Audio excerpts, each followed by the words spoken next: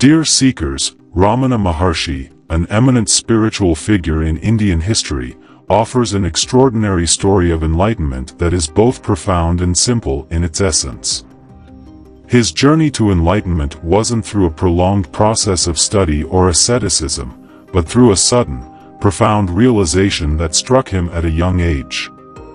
It was in 1896, when Ramana was a 16-year-old boy named Venkataraman living in Tamil Nadu, India, that the pivotal moment of his life occurred.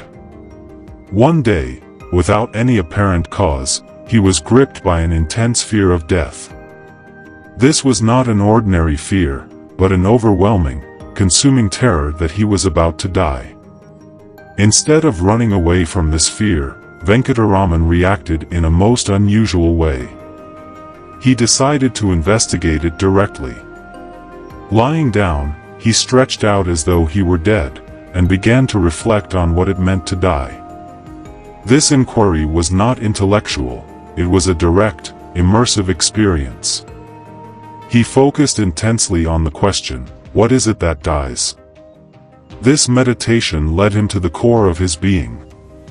Venkataraman realized that the body dies, but something within him, a presence or consciousness, remained alive and untouched by death.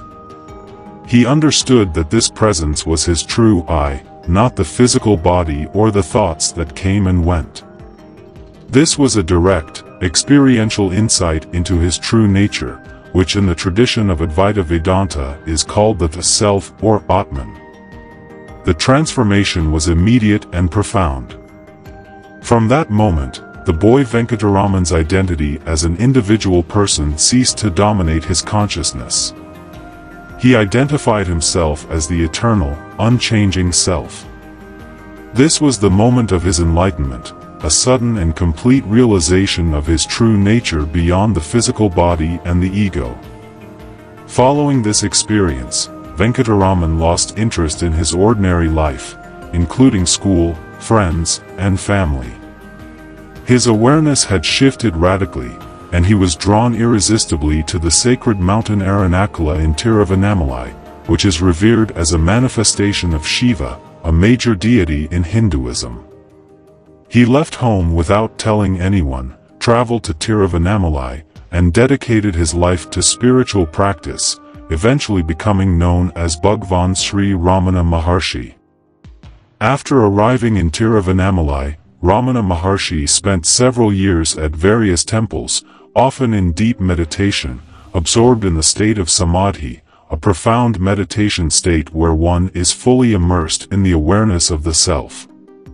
During these early years, he underwent immense physical hardship, often foregoing food and shelter, yet remained steadfast in his inner state of peace and self-awareness. His profound realization and the aura of peace that surrounded him began to attract followers. Initially, Maharshi was silent, communicating through gestures or writing. Gradually, he began to speak and teach, sharing his insights with those who sought his guidance. Ramana Maharshi's central teaching was the method of self-inquiry. This practice involves the continuous and rigorous investigation into the nature of the I or I thought.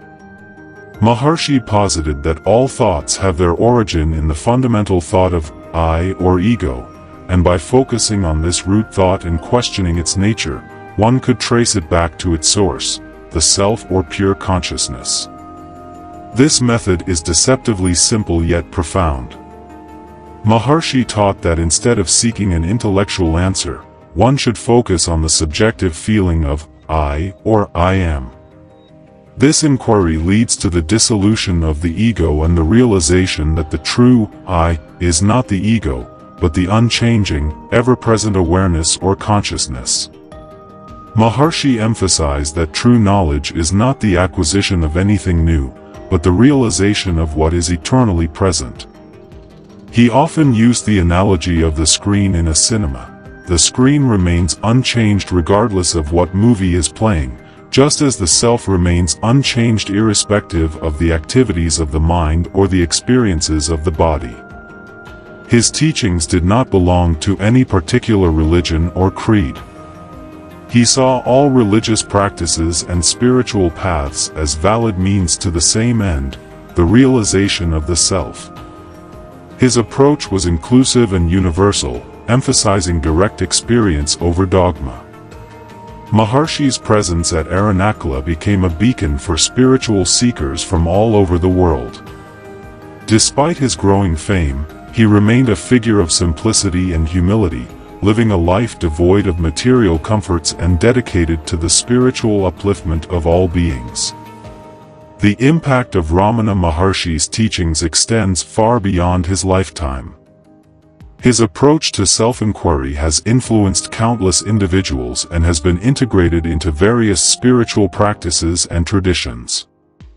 His message that the ultimate truth, the self, is within every individual and can be realized through direct experience, continues to inspire and guide seekers on the path of self-realization. His life and teachings are a profound reminder that enlightenment is not an attainment, but the natural state of being, accessible to all who earnestly seek it. The story of Ramana Maharshi's enlightenment demonstrates that true wisdom and peace are not the exclusive domain of sages and seers, but the birthright of every human being. Dear seekers, Ramana Maharshi's enlightenment is unique because it wasn't the result of a gradual process of learning and practice under a guru. It was spontaneous, born out of an intense personal inquiry into the nature of life and death. This story stands as a testament to the potential for anyone to directly realize their true nature, irrespective of their age or spiritual background.